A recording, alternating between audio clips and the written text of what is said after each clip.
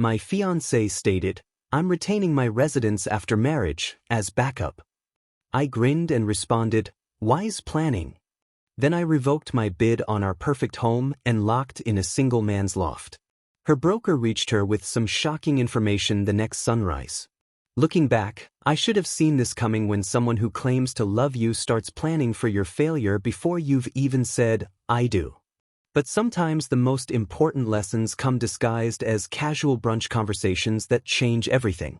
It was a perfect Saturday morning at our favorite rooftop restaurant in downtown Seattle, the kind of place where Amber loved to be seen: expensive mimosas, city views, and tables full of other successful young professionals posting their avocado toast on Instagram. I was enjoying my Eggs Benedict and scrolling through the latest updates from our real estate agent Karen when Amber suddenly looked up from her phone with that expression she got when she'd been overthinking something. "Cole, I've been doing some research about our housing situation," she said, setting down her champagne flute with the careful precision of someone about to deliver news. "I think I'm going to keep my condo after we get married." I looked up from my phone, where I'd been reviewing photos of the stunning waterfront house we'd been pursuing for 3 months. "Keep it for what?" "We're buying the house on Mercer Island." "Well, that's just it," she said, launching into what sounded like a rehearsed speech. "I've been reading about divorce statistics, and apparently 50% of marriages end within 7 years. It just seems practical to maintain some independence, you know? Like having insurance." The way she said it so casually, like she was discussing weather patterns instead of our future together, should have been my first clue. But I'm a software architect. I think in logical frameworks and contingency plans. Part of me actually appreciated the analytical approach.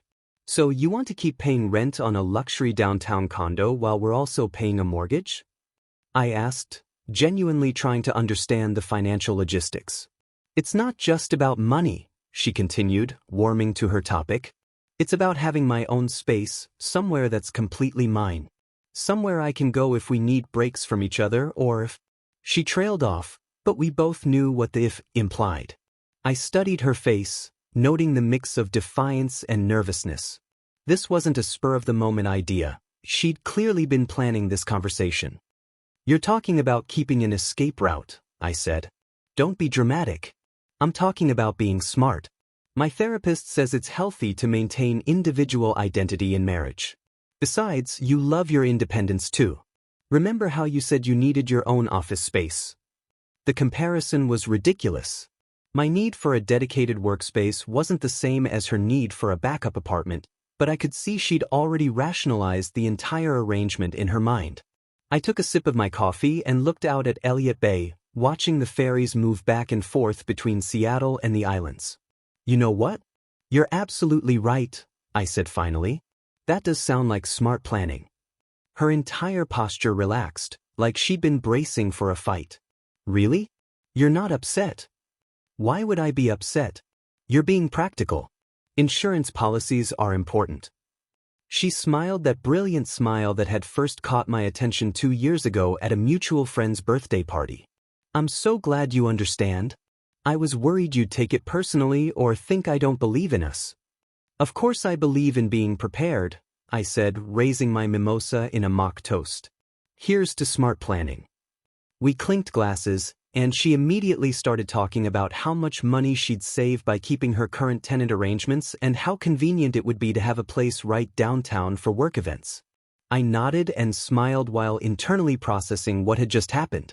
The next morning, Sunday, I woke up early and made my first cup of coffee in my current apartment, a decent 1-bedroom in Capitol Hill that I'd been renting month to month while we house hunted. I sat at my kitchen table with my laptop and opened my email.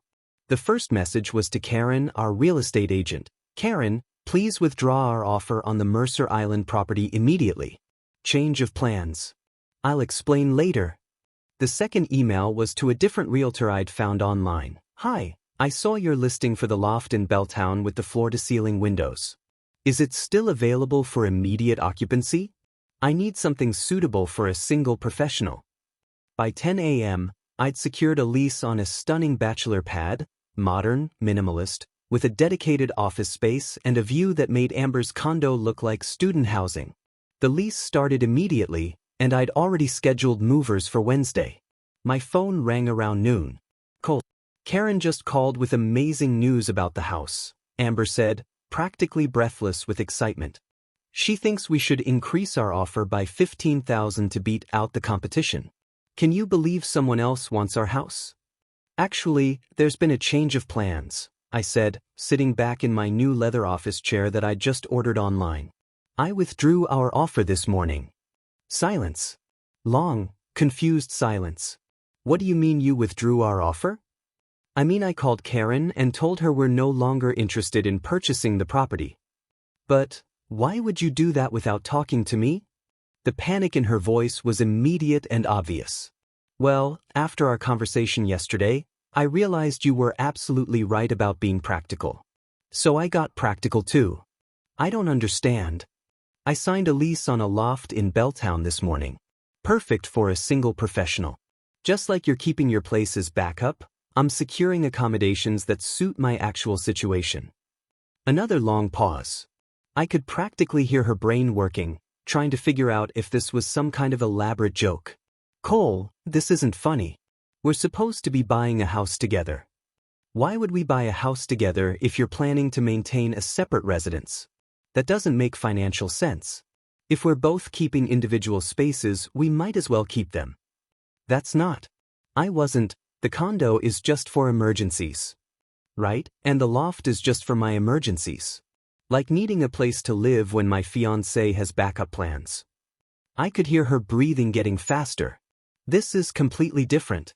We're still getting married. We're still supposed to live together most of the time. Are we?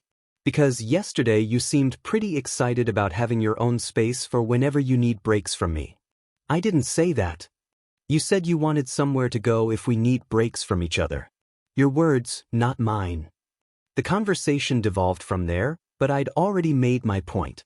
While she scrambled to explain why her backup plan was reasonable but mine was sabotage, I was already mentally arranging furniture in my new space. By the time we hung up, I was genuinely excited about living alone for the first time in 2 years. Funny how quickly independence starts looking attractive when someone else suggests you might need it. The phone calls started that evening, first from Amber's mother Grace, then her father, then what seemed like half of Seattle's professional network trying to understand why I'd suddenly derailed our carefully planned future.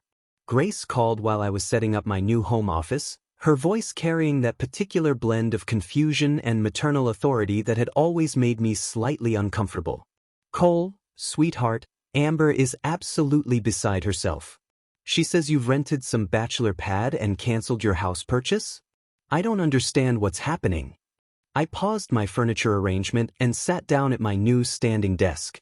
Grace, I'm just following Amber's lead on being practical about our housing situation. But you two were so excited about that beautiful house on Mercer Island. Amber's been showing everyone the photos. And she was equally excited about keeping her downtown condo as backup. I'm just making sure I have backup too. There was a long pause. That's completely different, Cole. She's talking about maintaining a small space for independence. You're talking about not living together at all. Actually, I think we're talking about exactly the same thing. The only difference is the square footage. Grace's businessman husband Robert called an hour later, his approach more direct and considerably less diplomatic. Son, I don't know what kind of cold feet nonsense this is, but you need to get your head right. Amber is a catch, beautiful, educated, successful. You think you're going to do better? I think she's all of those things, I said, genuinely meaning it. I also think someone who's planning for our marriage to fail before it starts might not be as committed as I thought. Every smart person has contingency plans, Cole. That's basic business sense. Right? And my contingency plan is living somewhere that actually fits my current relationship status. By Tuesday, Amber had apparently escalated to desperate measures. She showed up at my new loft with a leather portfolio thick enough to choke a horse, filled with spreadsheets, pie charts, and what looked like a comprehensive financial analysis of our theoretical joint future. I've been thinking about this all wrong, she announced, spreading papers across my coffee table like she was presenting a merger proposal. Look, I ran all the numbers. If we split the mortgage 70-30, with you covering the larger portion since you make more, I can afford to keep my condo and we can still buy the house. I looked at her charts, which were actually impressively detailed. She'd calculated everything from property taxes to homeowners insurance, even factored in potential rental income from her condo if she decided to lease it out. So I pay 70% of a mortgage while you maintain your backup apartment. It's not a backup apartment. It's an investment property, right? And what happens if we get divorced? You keep your investment property, I keep 70% of a house debt. Her face flushed. We're not getting divorced, Cole. This is exactly the kind of negative thinking that ruins relationships. Then why do you need the condo? She opened her mouth, closed it, then opened it again. Because it's smart financial planning. For who? That's when she switched tactics entirely, suggesting we both maintain separate residences for the first year of marriage to test our commitment levels and make sure we're compatible as live-in partners. The irony was apparently lost on her. She was now proposing exactly what I'd already implemented, except she wanted me to also subsidize her version of independence. So let me understand this, I said, leaning back in my new leather chair. You want me to pay the majority of a mortgage on a house where you'll live part-time, while you pay rent on a condo where you'll live the rest of the time, all to test whether we're ready to actually live together? When you put it like that, it sounds unreasonable. It sounds insane. Fine, she snapped, gathering her spreadsheets with the fury of someone whose PowerPoint presentation had been rejected by the board. If you're going to be stubborn about this, maybe we should postpone the wedding until you're ready to be an actual partner. Maybe we should. She clearly expected me to panic at the suggestion. Instead, I just nodded thoughtfully. Actually, that sounds like another smart, practical decision.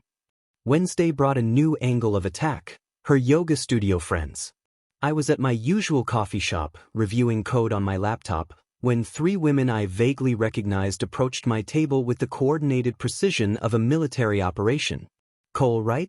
We're friends of Amber's, said the apparent leader, a blonde named Jessica who I remembered from various dinner parties. We need to talk to you. About how you're sabotaging Amber's financial security and emotional well-being, said another one, Rachel, sliding into the seat across from me without invitation. Do you have any idea how hard it is for women to maintain independence in relationships? The third woman, whose name I couldn't remember, nodded emphatically. Men always want to control everything. The house, the money, the decision-making.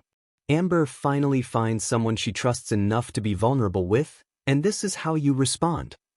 I looked around the coffee shop, noting that several other patrons were now openly eavesdropping on our conversation.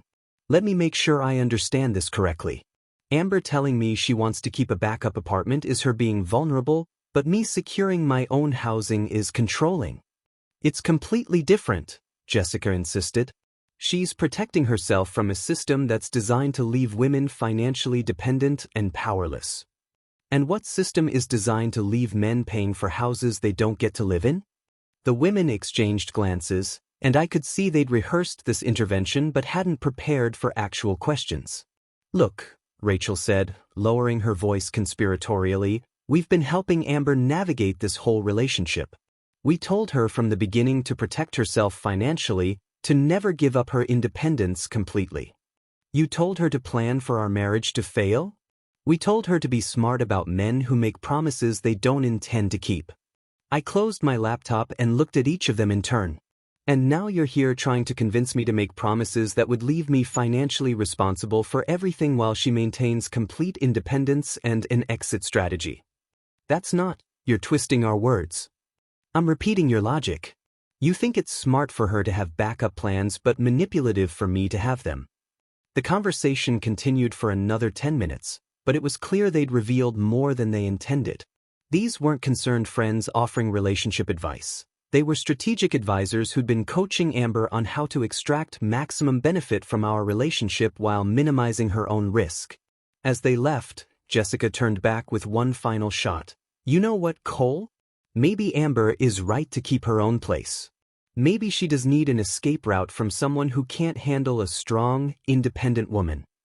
Maybe she does, I agreed. And maybe I need an escape route from someone whose friends think marriage is a con game where the goal is to maximize financial benefit while planning for eventual failure. The look on their faces was absolutely priceless. 6 weeks before our scheduled wedding at a boutique vineyard outside the city, I made what Amber would later call the most passive-aggressive social media post in history. It was just a simple photo of my new loft setup, the minimalist desk, the floor-to-ceiling windows with their stunning city view, my high-end coffee setup, and my perfectly organized home office. The caption read, "Embracing the single life in my perfect space. Sometimes the best relationships are the ones you have with your own independence. #bachelor, #minimalism, #Seattle." Within 20 minutes, my phone was exploding with notifications. Comments ranged from confused, "Wait, aren't you getting married soon?" to supportive, "That space looks amazing, dude," to obviously coordinated responses from Amber's friend network. Some people are so selfish and immature. But the real fireworks started when Amber's sister Hannah commented, "Really mature way to handle relationship issues, Cole. Amber deserves so much better than this public humiliation." I was in the middle of responding when my doorbell rang. Through the peephole, I could see Amber flanked by Hannah and their mother Grace, all three looking like they were about to storm a castle. I opened the door to find Amber practically vibrating with rage. "Are you out of your mind?" she demanded, pushing past me into my living room. "You just announced to everyone we know that you're living the single life 6 weeks before our wedding." Grace followed, looking around my loft with obvious disapproval. "Cole, this is completely inappropriate. People are calling asking if the wedding is cancelled." "Is it?" I asked, genuinely curious about the answer. "That's what I'm here to find out," Amber snapped. "Because apparently my fiancé would rather post cryptic Instagram messages than actually communicate with me. I thought I communicated pretty clearly. You wanted independence, I got independent. You wanted backup plans, I made backup plans." Hannah, who had never particularly liked me, jumped in with both feet. "This isn't independence, Cole. This is sabotage. You're trying to force Amber to choose between financial security and marriage." "I'm not forcing anyone to choose anything. I'm just matching her energy." By publicly humiliating her? By publicly embracing the lifestyle she suggested we both needed. Amber started pacing my living room like a caged animal. "This is insane. You're acting like keeping my condo is the same as you moving out completely and posting about being single. Isn't it? You're planning to maintain a separate residence where you can go whenever you need space from our marriage. I'm maintaining a separate residence where I can go whenever you need space from our marriage." Grace tried a different approach, her voice taking on that maternal tone she used when trying to manage family crises. "Cole, sweetheart, I think there's been a misunderstanding. Amber isn't planning to live separately from you. She just wants to keep her condo as insurance." "Insurance against what?" "Against." Grace paused, clearly realizing the trap. "Against unforeseen circumstances. Like divorce. Like needing space or independence sometimes. Right. And this loft is my insurance against needing space or independence sometimes." The argument went in circles for another hour, with all three women taking turns explaining why Amber's backup plan was reasonable self-preservation but mine was relationship sabotage. I just kept asking the same question, what was the actual difference? That's when my phone rang. Karen, our real estate agent. "Cole, I have some interesting news about that Mercer Island property you withdrew your offer on." "What about it?" "Well, I just got a call from another agent asking about the property's status. Apparently, someone else has been inquiring about it, asking specifically about using your earnest money deposit as part of their down payment." I put the phone on speaker, noting how Amber had suddenly gone very quiet. "Someone wanted to use my earnest money?" "That's what they asked about." The other agent said their client was under the impression that the money was still available for the purchase, just under different buyer arrangements. Grace, Hannah, and Amber all stared at me as the implications sank in. "Karen, did this other agent mention their client's name?" "I probably shouldn't, but since you're asking directly, they mentioned the name Amber. I assumed it was some kind of mix-up since I knew you two were engaged." The silence in my loft was deafening. Amber's face had gone completely white. "Amber," I said carefully, "did you try to buy our house without me?" "It's not what it sounds like." "What does it sound like?" "I was just exploring options. Making sure we didn't lose the property while you were having your independence crisis. You tried to use my money to buy a house for yourself. It would have been for us. Eventually. Once you came to your senses." Hannah and Grace were now looking at Amber with expressions I'd never seen before, a mix of shock and disappointment that suggested this news was as surprising to them as it was to me. "Amber," Grace said quietly, "please tell me you didn't actually submit any paperwork." The way Amber's eyes darted away from her mother's face told me everything I needed to know. I may have filled out some preliminary applications, just to keep our options open while Cole was being unreasonable. "You committed loan fraud," I said, the software architect in me immediately understanding the legal implications. "I didn't commit anything. I was being proactive. We're getting married in 6 weeks anyway, so technically it's not fraud, it's just early paperwork." Karen's voice came through the phone speaker. "Cole, I should mention that I've received several mortgage application inquiries listing you as the primary borrower. I assumed you'd changed your mind about the withdrawal."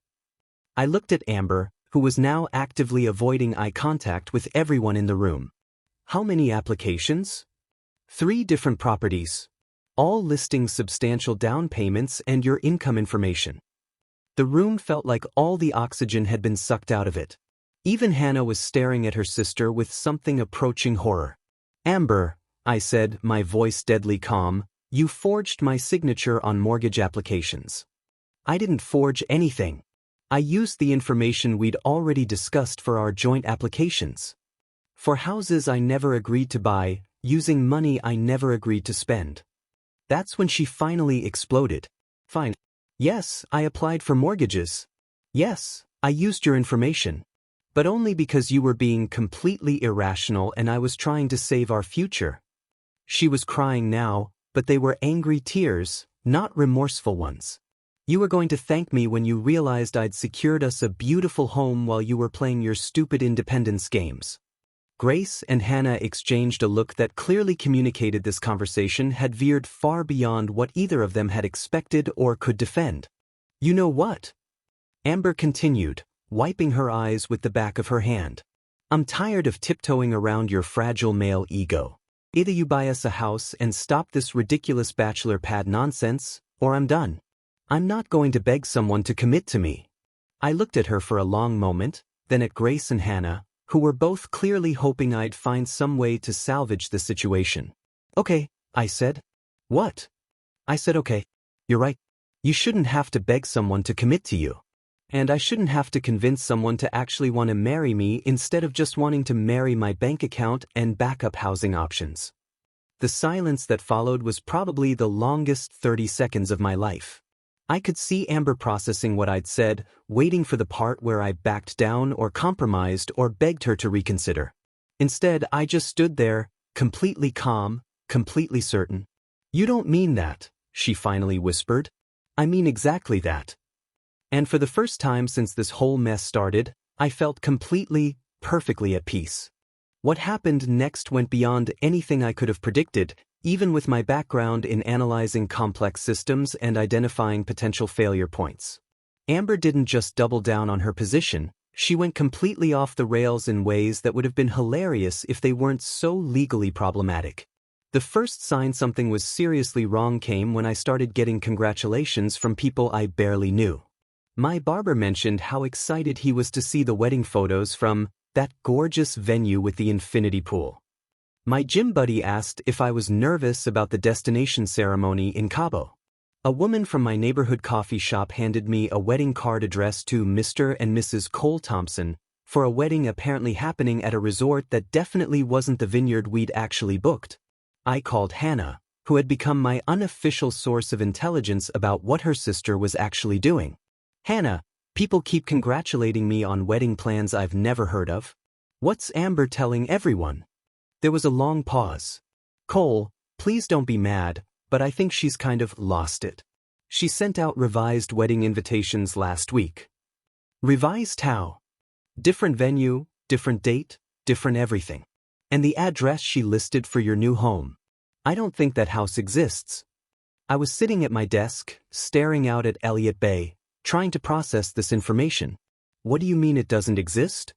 I mean I drove by the address she put on the invitations, and it's an empty lot. Like, literally just dirt and construction equipment. The implications hit me immediately. Hannah, please tell me she didn't send these invitations to our families. She sent them to everyone. All 150 people on the original guest list, plus some people I don't even recognize. And Cole? She created this whole wedding website with photos of houses she's toured without you. Professional photos, like she hired a photographer to document properties she doesn't own.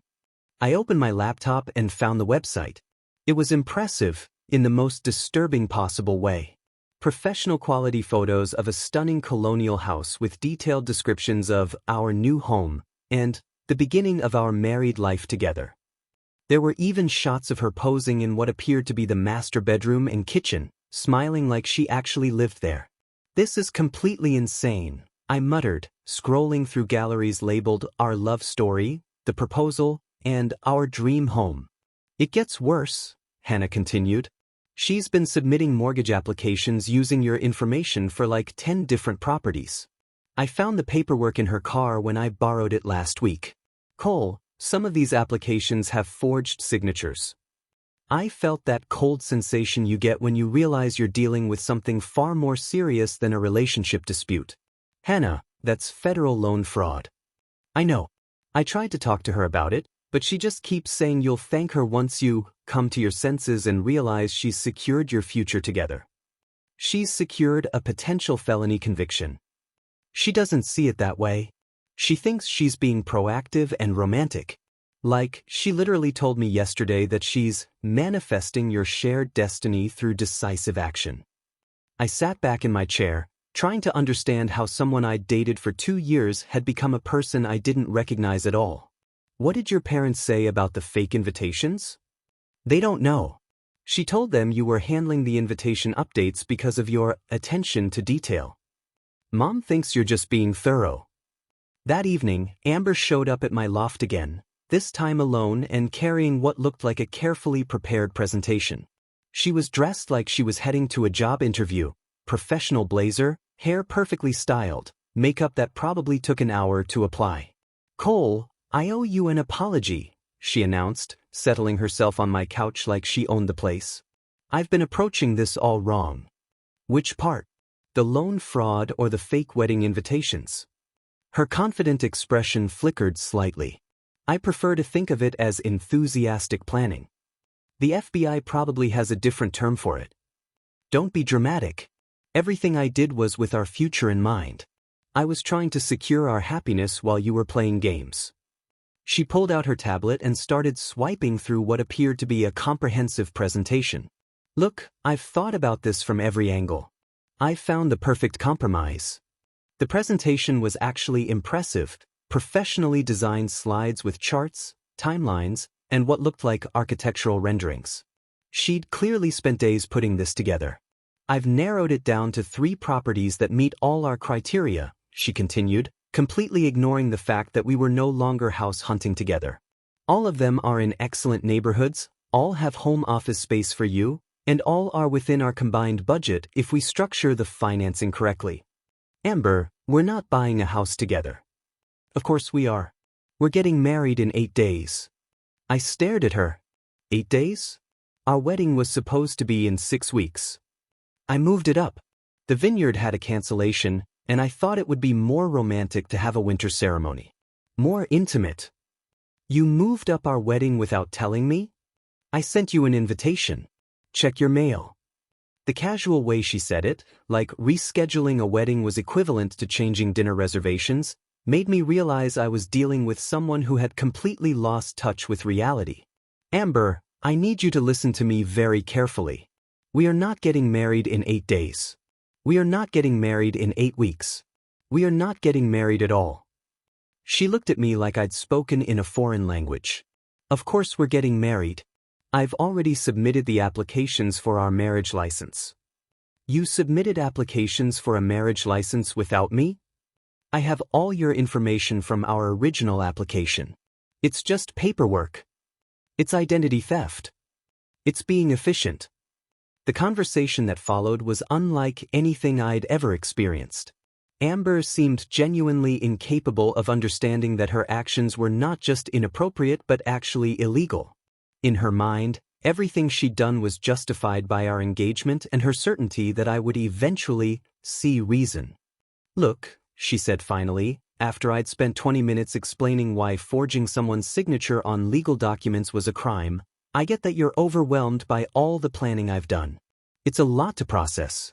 But once we're married, you'll understand that I was just looking out for our future. Amber, if you go through with any of these fake applications or try to have some kind of ceremony using forged documents, I will call the police. She laughed. Actually laughed. You're not going to call the police on your wife. You're not my wife. You're not even my fiancé anymore. That's when her composure finally cracked. Yes, I am. We're engaged. We've been planning this for a year. You bought me a ring. I bought you a ring when I thought you wanted to marry me, not when I thought you wanted to commit loan fraud and identity theft while keeping a backup apartment. This is ridiculous, she screamed, jumping up from my couch. You're being completely unreasonable. All I did was try to make sure we had a future together. By breaking federal laws. By being proactive. She gathered up her presentation materials with shaking hands. Fine. You want to be stubborn? You want to pretend like none of this matters? Go ahead. But I'm not canceling anything. Our wedding is in 8 days, whether you show up or not. Then you'll be having a very lonely ceremony. We'll see about that. She headed for the door, then turned back one last time. You know what, Cole? Maybe you're right. Maybe I do need that backup apartment. Because apparently I can't count on you for anything. No, I said quietly, you can't. Not anymore. The door slammed behind her, and I sat in the silence of my loft, finally understanding that I'd just dodged the biggest bullet of my life.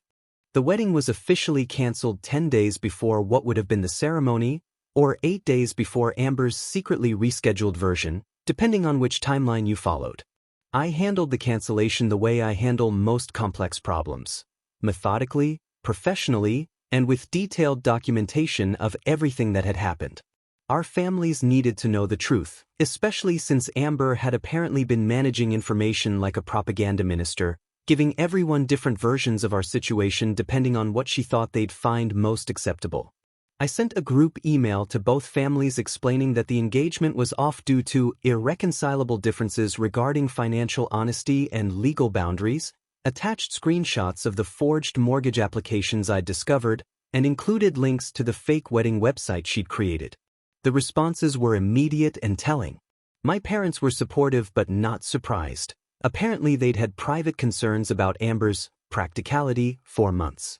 Grace called crying, apologizing for not realizing how far her daughter's behavior had escalated.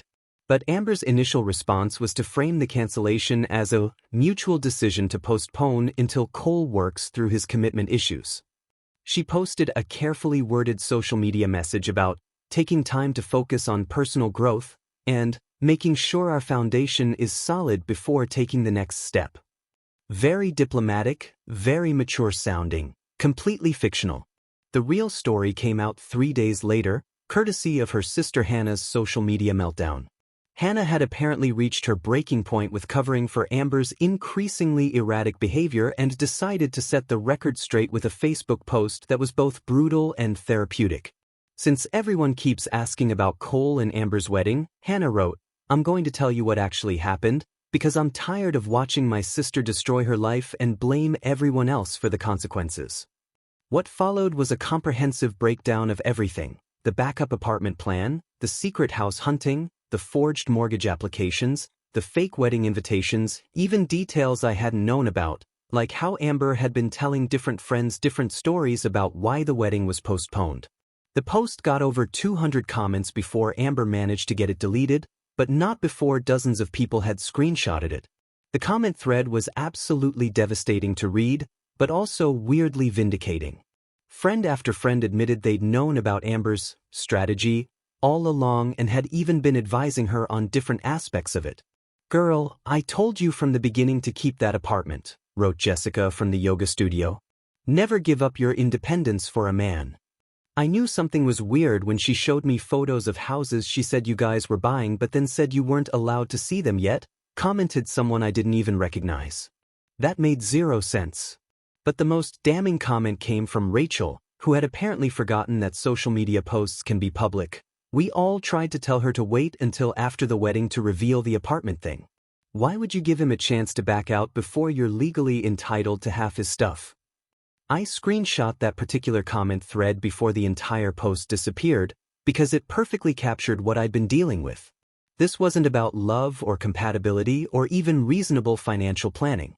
It was about a coordinated effort to extract maximum financial benefit from a relationship while maintaining complete independence and exit strategies. The fallout was swift and comprehensive. Amber's friend group, realizing their private conversations had been made public, started distancing themselves from her. Several mutual friends reached out to apologize for not speaking up earlier about the red flags they'd noticed. Even Grace called to say she was appalled by the comments from Amber's friends and mortified by her daughter's behavior. But the most satisfying response came from completely unexpected sources. My gym buddy Mike, who I'd barely talked to about the relationship, sent me a text. "Dude, just saw the drama on Facebook. You dodged a missile, not just a bullet. That girl and her friends were planning to take you apart piece by piece." Our real estate agent Karen called to tell me she'd been contacted by 3 different mortgage companies asking about fraudulent applications filed in my name, and that she'd already provided them with documentation proving I'd withdrawn from all house purchases months earlier. "I've been doing this for 15 years, Karen said, "and I've never seen anything like what she tried to pull. You're lucky you figured it out when you did." The most telling response, though, came from Amber herself. After the initial damage control attempts failed and Hannah's post made it clear that the whole truth was public, Amber switched to full victim mode. She posted a long, rambling Instagram story about toxic masculinity, financial abuse, and men who can't handle strong women with boundaries. According to her version of events, my refusal to subsidize her backup apartment was evidence of controlling behavior, and my decision to secure my own housing was emotional manipulation designed to force compliance. She claimed I had abandoned her financially and sabotaged her attempts to build a stable future for both of us. The mental gymnastics were impressive, but the audience wasn't buying it. Comment after comment pointed out the obvious contradictions in her story. How was asking her to split expenses equally financial abuse, while expecting me to pay for everything was reasonable? How was her keeping a backup apartment independence, while mine was abandonment? The cognitive dissonance was so obvious that even some of her closest friends started questioning her narrative. Within a week, most of her social media posts were getting more criticism than support, and she eventually made her accounts private. But by then, the damage was done. Everyone in our mutual social circle now knew exactly what had happened and why the engagement ended. I didn't gloat or pile on publicly, but I also didn't try to minimize or excuse what she'd done. When people asked, I simply said, she wanted someone who would pay for her independence while giving up his own. That's not a marriage, that's a business arrangement disguised as a romance. Looking back, the most revealing thing about the whole social media explosion was how many people had known something was wrong but hadn't said anything. Friends, family members, even service providers had noticed red flags but assumed I must be okay with the arrangement. It made me realize how much I'd normalized behavior that everyone else could see was problematic. The engagement was over, the truth was public, and for the first time in months, I felt like I could breathe freely. 2 days after Hannah's social media explosion, I was working from home when someone started pounding on my door with the aggressive persistence of someone who wasn't going away quietly. Through the peephole, I could see Robert, Amber's father, looking like he was preparing for a hostile takeover rather than a conversation. I opened the door to find him in full business mode, expensive suit, briefcase, and an expression that could have frozen Elliott Bay. "We need to talk," he announced, pushing past me into my living room with the confidence of someone accustomed to getting his way through sheer force of personality. About what? About you manning up and fulfilling your obligations to my daughter. I gestured for him to sit, but he remained standing, clearly preferring the psychological advantage of looming over me. Robert was one of those old-school businessmen who believed in traditional gender roles and wasn't shy about expressing his opinions on what men should and shouldn't do. What obligations are those, Robert? Don't play dumb with me, son. You proposed to Amber. You made promises. You got her hopes up about a future together, and now you're abandoning her because she wanted to maintain a little independence. The way he framed it was masterful. I was the one breaking promises, abandoning someone who just wanted a little independence. No mention of the backup apartment being specifically described as insurance against our marriage failing, no acknowledgement of the forged mortgage applications, no recognition of the elaborate deception about wedding venues and dates. Robert, did Amber tell you she tried to buy houses using forged documents with my financial information? His expression flickered slightly. She mentioned there were some administrative mix-ups with paperwork while you were being indecisive about housing. Administrative mix-ups. Is that what we're calling identity theft now? Don't be dramatic. She was trying to secure a future for both of you while you were playing bachelor pad games. Robert started pacing my living room like he was giving a boardroom presentation to reluctant investors. Let me tell you something about marriage, Cole. It's not about keeping score or splitting everything 50-50 like some kind of business partnership. It's about a man taking care of his family, providing security, making sure the woman he loves never has to worry about having a roof over her head. And what's the woman's role in this arrangement? To trust her husband to take care of her. To build a home and a family. To support him in ways that matter more than money. The irony was staggering. So Amber was supposed to trust me to take care of her, but she also needed a backup apartment in case I didn't? Smart women prepare for contingencies. That's just good sense. And smart men who prepare for contingencies are, what? Selfish? Controlling? Robert stopped pacing and fixed me with a stare that probably intimidated junior executives and board members. Smart men don't abandon their responsibilities because their feelings got hurt. What responsibilities? I'm not married to your daughter. I'm not even engaged to her anymore. You should be honored that someone like Amber wanted to marry you in the first place. There it was, the underlying assumption that had probably been driving this whole situation from the beginning.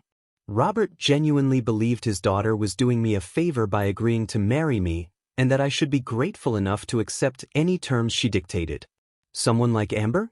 Beautiful, educated, successful. She could have married anyone. Doctors, lawyers, men with real money. Instead, she chose you. She chose my bank account and my willingness to pay for her lifestyle while she maintained her independence. That's not the same thing as choosing me. Robert's face was getting red now, the controlled businessman facade cracking under pressure. You ungrateful little, he caught himself, took a deep breath, and tried a different approach. Look, son, I know this seems complicated right now, but marriage requires compromise. Sometimes that means the man takes on more financial responsibility. And what does Amber compromise? She's giving up her freedom, her independence, the ability to make her own choices. No, she's not. That's literally the entire point.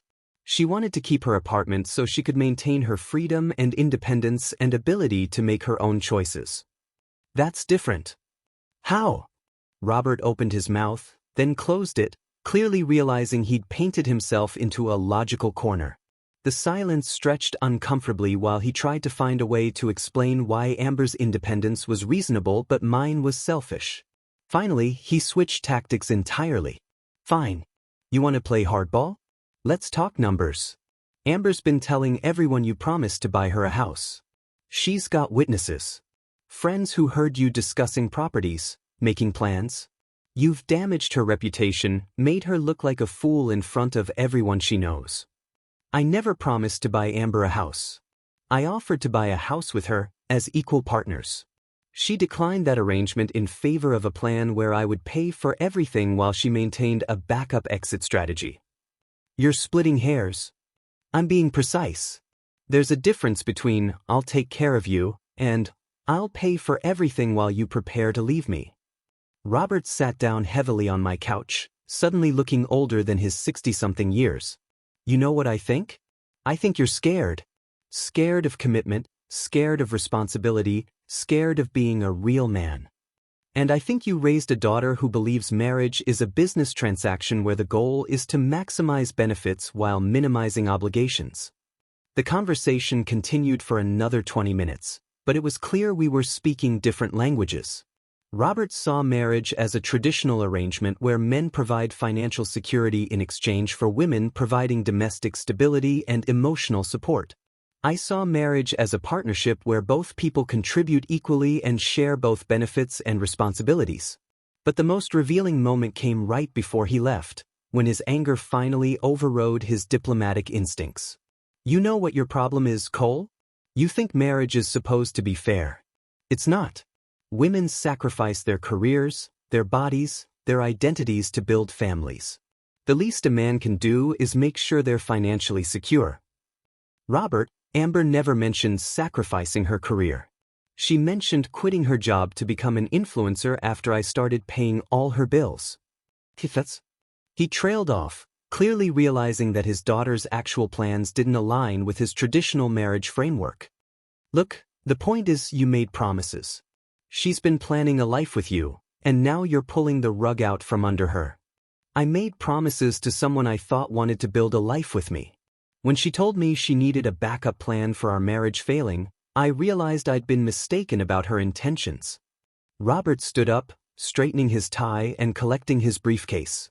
This conversation isn't over, son.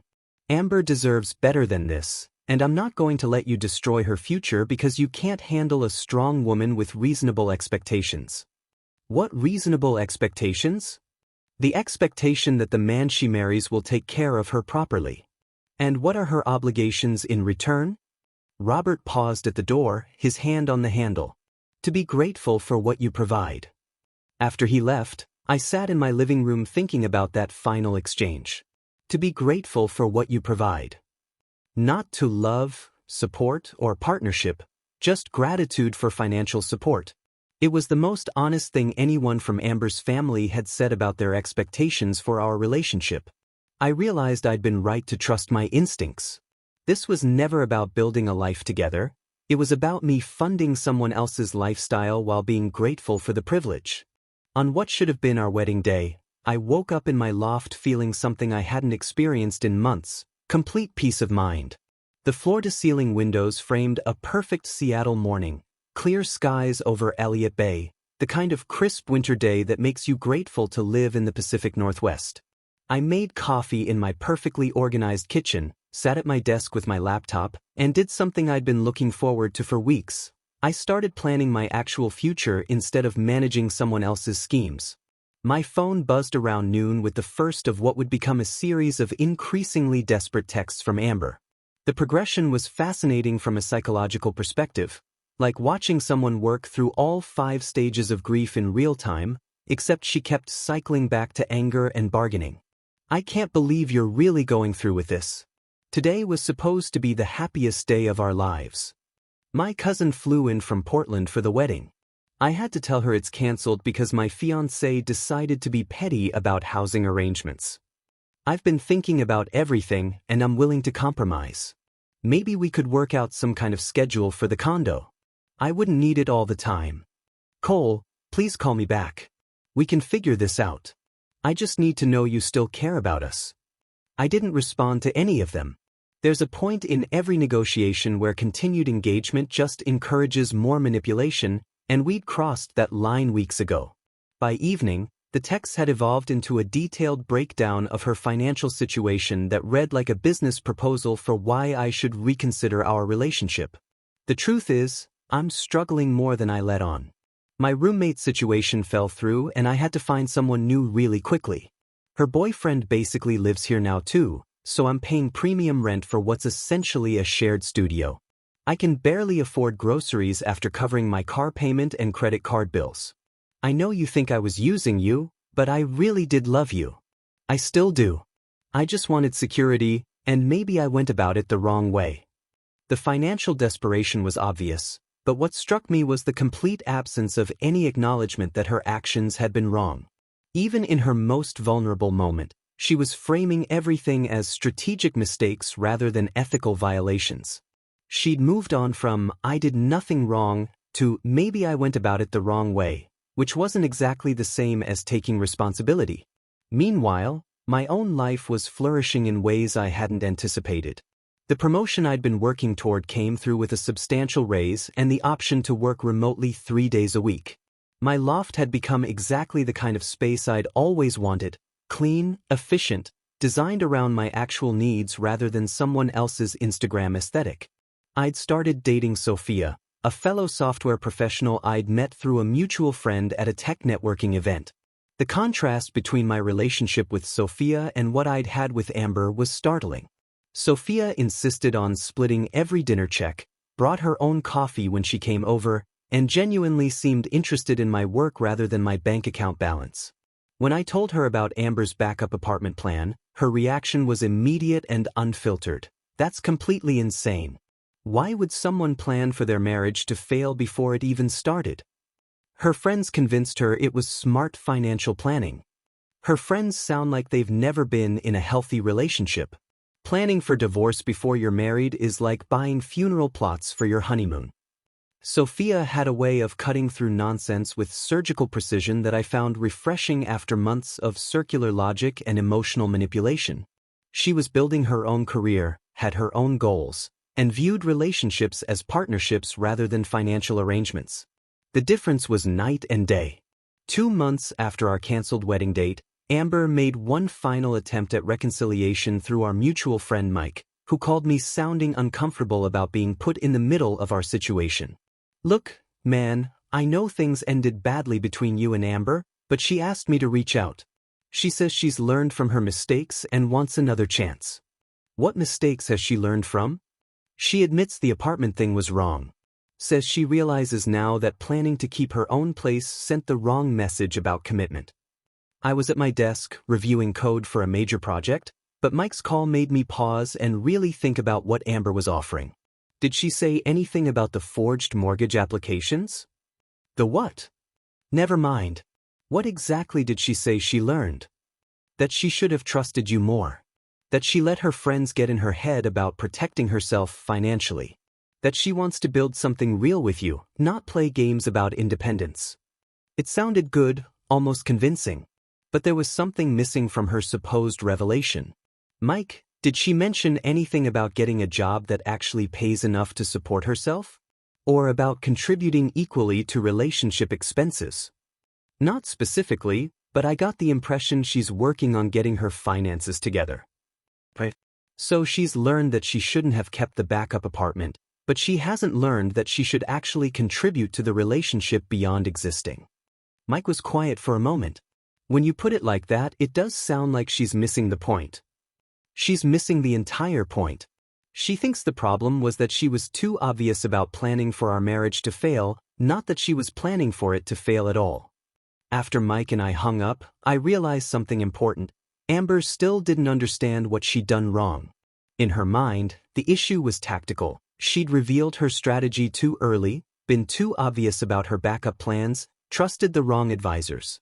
She hadn't grasped the fundamental problem, which was that someone who truly wants to build a life with you doesn't simultaneously plan for that life to fall apart.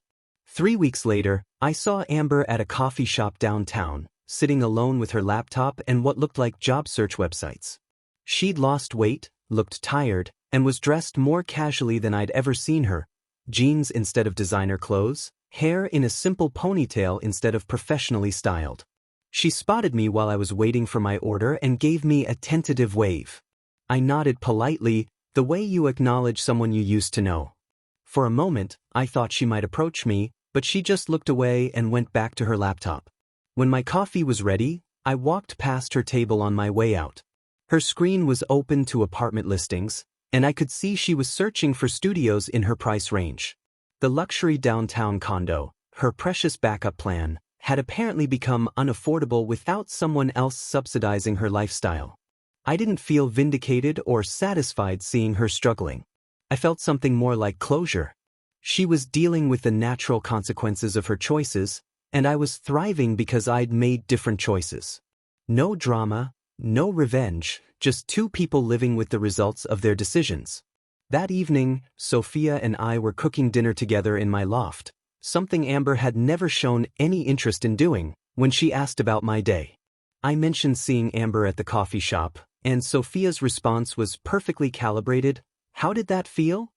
Like seeing someone I used to know. Not good or bad, just neutral. That's probably healthy.